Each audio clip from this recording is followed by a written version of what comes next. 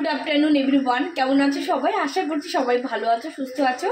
আমি খুব একটা ভালো নেই, গলার টোন শুনে বুঝতে পারছো। এর আগে একটা ভিডিওতে বলেছিলাম না যে ঠান্ডা লেগে গেছে ভীষণ পরিমাণে। আর নর্মালি আমার ঠান্ডার ধারটা একটু আছে, মানে চট করে ঠান্ডা কোত্থেকে দিলে গিয়ে জানবো বুঝতে পারি না। মাঝখানে বেশ কিছুদিন ভালো ছিলাম, অনেক দিন ভালো ছিলাম, হঠাৎ করে ঠান্ডা লেগে গেছে, সেটা আস্তে আস্তে বেড়েই চলছে। সকালবেলা উঠে বাটার দিয়ে রুটি খেয়েছি, আর কোনো কিছু করার ক্ষমতা ছিল না। এখন এখানটা এই যে করছি হচ্ছে মান কচু, আর তার সাথে স্নান হয়ে গেছে, গুড বয়। এখন করছি মান কচু তরকারি, ছোটো ছোটো কই মাছ দিয়ে করছি। একটা তরকারি আজকে পুরো দুপুরবেলা আর করার কোনো ক্ষমতা নেই, আর ভাত, আর এদিকে বসে দিয়েছি ভাত। ব্যাস চলো, এটাই হচ্ছে আজকে দুপুরবেলা খাওয়া দাওয়া। রাত্রেবেলা দেখা যাক কী করি, বলো। অনেকটা লেট করে ঘুম থেকে উঠেছি, কারণ সকালবেলা ইচ্ছে করে উঠিনি ঘুম থেকে। আমার হাজব্যান্ড বলছে তোমাকে সকালবেলা উঠতে হবে না, একটু লেট করে ওঠো তুমি ঘুম থেকে। অনেকটা লেট, মোটামুটি 9টার সময় ঘুম থেকে উঠেছি আজকে হচ্ছে শনিবার সকালবেলা। আগে আমি যেহেতু স্কুল নেই, সেই কারণে সম্ভব হয়েছে লেট করে ওঠার জন্য।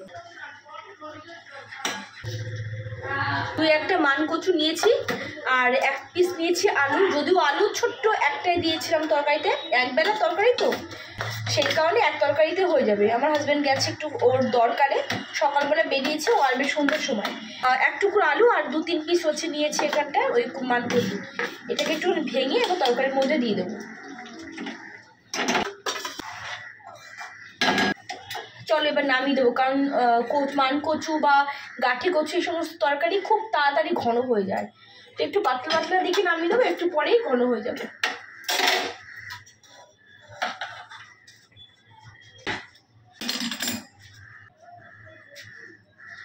পরশুদিন রাত্রেবেলা এত জ্বর, মানে শুধু কাঁপছি শীতে, মানে এত জ্বর, তখন অতটা পরিমাণে ওঠেনি, কিন্তু এত কাঁপছিলাম সে বলার মতো না। তারপরে কাঁপুনি যখন একটুখানি থেমে গেল, তারপরে প্রচণ্ড পরিমাণে জ্বর উঠেছিল, মানে সারাটা রাত শুধু, মানে ঘুম তো দূরের কথা, কী যে বাজে অবস্থা গেছে বলার মতো না।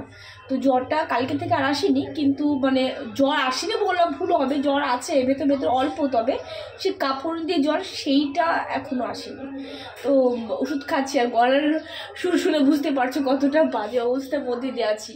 এই লঙ্কাগুলোকে ধুয়ে আমি কিচেনের জন্য এরকম ছোটো ছোটো গামছা রাখি, জানো তো, বর্ষাকালের দিনে খুব হেল্প হয়, কারণ টাওয়ালগুলো শুকোতে যায় না, সেই কারণে এইটুকু পাতলা পাতলা গামছা, ছোটো ছোটো গামছা রাখি।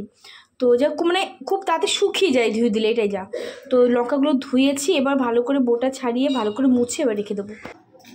একটু মুছে নেবো ভালো করে। টাওয়ালও আছে কিচেনে, কিন্তু মানে এইটুকু এই গামছাগুলো খুব উপকারী আমার কিচেনে দেখেছি।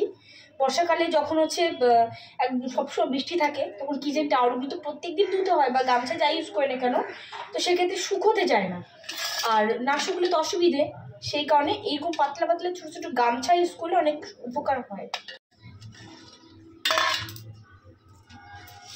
আর একবার ভালো করে মুছে নেবো, কারণ বাইরে খুব একটা রোদ সেরকমটা তো নেই, মেঘলে মেঘলে আছে, আর জল যদি থাকে লঙ্কা সব নষ্ট হয়ে যাবে।